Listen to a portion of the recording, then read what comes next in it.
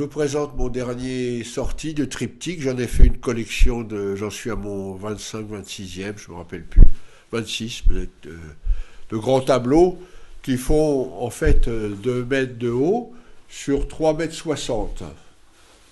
3 mètres 60, oui, à peu près. Donc il y a en 3 parties.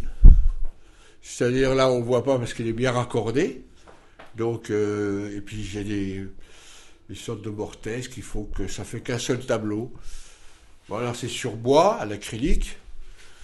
Et donc, celui-là, la date, je l'ai fait en 2024, 23, au mois d'août de cette année.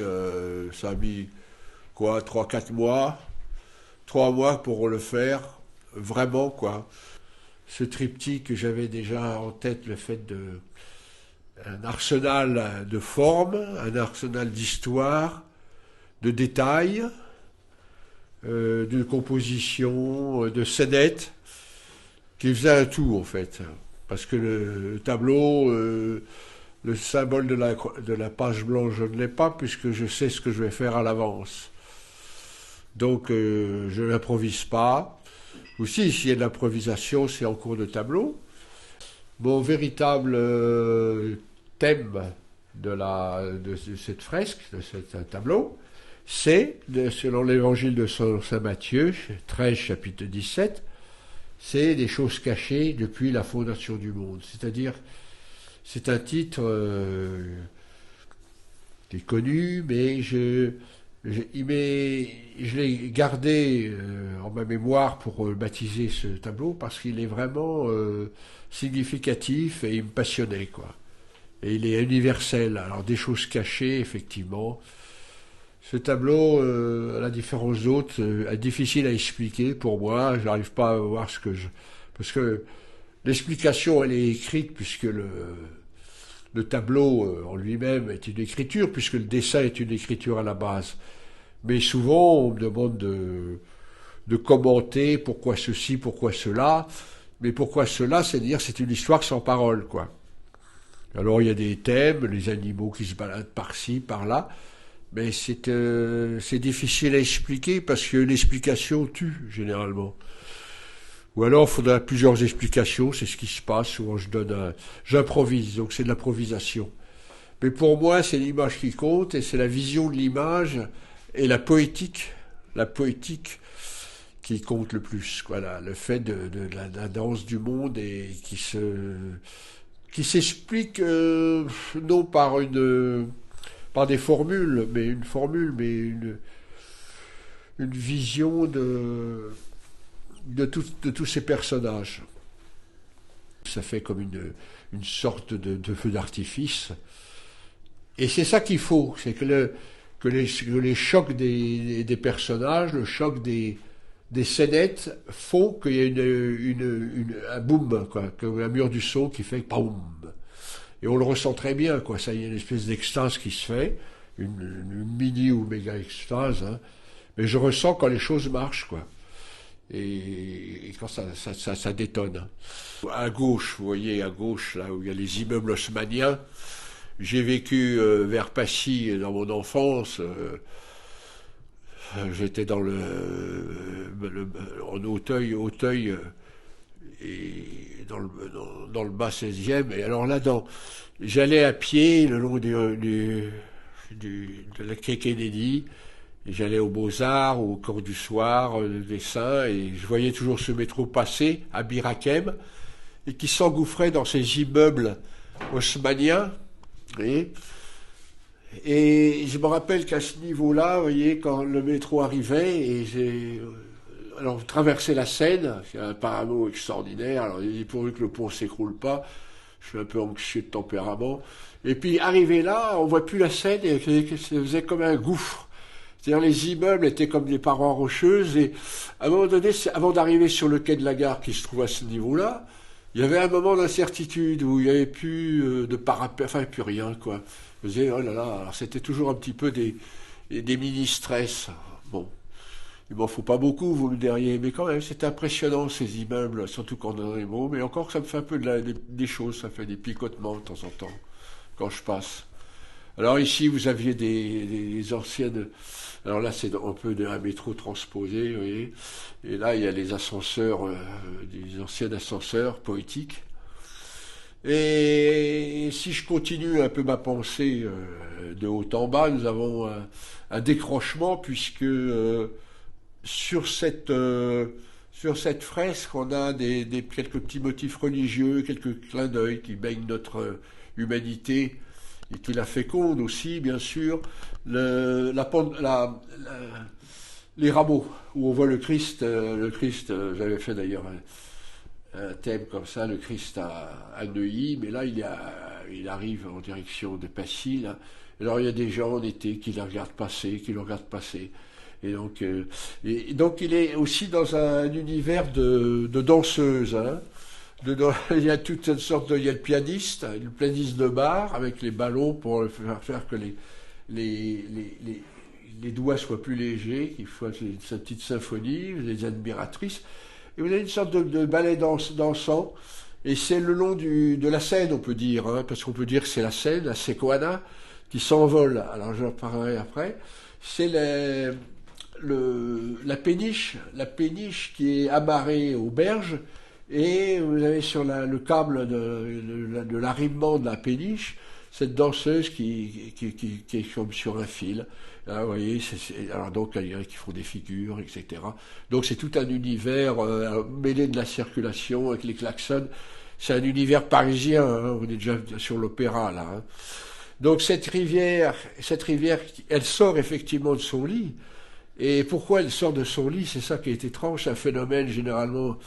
Bon, elle sort souvent de son lit, une rivière, mais d'une façon horizontale, terre à terre, je veux dire. Mais là, ça sort d'une manière verticale vers les cieux. C'est-à-dire, là, elle est paisible, et hop, elle s'envole. Alors, par une espèce de magnétisme de cette femme qui écoute le bruit de la mer, vous voyez. Alors, donc, il y a une espèce de nostalgie, et donc, c'est comme une transsubstantation de l'eau en vin, en fait, et l'eau en feu. C'est-à-dire que c'est très symbolique, puisqu'on peut le voir aussi comme la semence, comme une semence qui s'enflamme, vous voyez. Il y a d'ailleurs une femme là qui est en extase, vous voyez, au bout de la chaîne de la rivière, hein, qui en prend. C'est le feu de l'amour, le mot est lâché. Alors, en même temps, ce que je dis là, je le découvre en même temps que vous. Hein. Nous avons ici, la tour de Pise qui a été livrée à Pise, et alors sûrement, je voulais faire les personnages qui tiraient cette tour de Pise avec des câbles, mais j'ai pas eu la place, hein, désolé. Et donc cette tour de Pise, elle est penchée, vu qu'elle est livrée, vous voyez, il y a le camion Ben, et ils auraient pu mettre une bulle, on dit, assez, c'est assez, la tour de Pise, vous pouvez la laisser comme ça.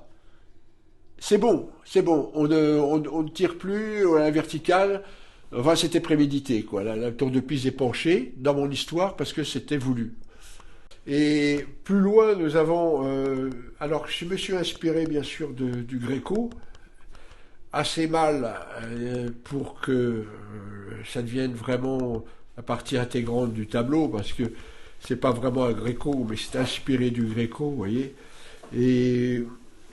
il y a cette prière, cette espèce de contemplation qui est due, c'est la Pentecôte du Gréco. J'ai pas mis les flamèches, mais parce que c'est intérieur. Alors les femmes, la Sainte Femme, la Vierge Marie et ses apôtres reçoivent de plein fouet la pêche, c'est-à-dire l'illumination que tout est possible, puisqu'ils étaient désespérés, réfugiés. Nous en venons à la scène ici qui occupe pas mal notre esprit. Enfin, mon esprit, ça a été l'enlèvement des cabines. L'enlèvement des cabines, ici représenté par l'enlèvement des Sabines, qui est ici, qui est un fameux tableau, je pense que ça doit être de David. Pardon si je me... Alors donc il y a eu ce phénomène récent, parce que moi j'étais un adepte forcé des cabines, et les cabines ont été enlevées. Alors là, elles sont enlevées par hélicoptère, pour qu'il n'y ait pas de révolte, je sais pas quoi. Donc ils captent. Tous ces gens sont venus enlever toutes ces cabines et c'est la maladie du téléphone qui s'en va. Enfin, alors que ils prennent ça comme enfin, on ne sait pas s'ils prennent la cabine ou ils prennent la boîte où il y a la femme, qui téléphone. Vous voyez, il y en a alors, des cabines prises sur le tableau des Sabines, avec le guerrier, n'est-ce pas? Puis, bon, il y a une espèce de dévoration aussi, la dévoration de la plante sur ceux qui téléphonent. Donc ici, il y a même un centaure à gauche qui téléphone aussi. Là, nous avons Notre-Dame. Alors Notre-Dame, ça correspond comme une échelle, c'est-à-dire que quand on regarde Notre-Dame, c'est un H. C'est-à-dire qu'il y a ici vous avez la barre, et là la barre au milieu, et donc c'est comme une échelle qui H, et c'est comme une envolée de la cathédrale, cap cathédrale, je l'appelle, vous voyez. Alors là, il y a les ascenseurs, c'est comme des architectures conçues pour recevoir des ascenseurs. Et donc, et ça s'en va. Et là, vous avez les balles populaires, bien sûr.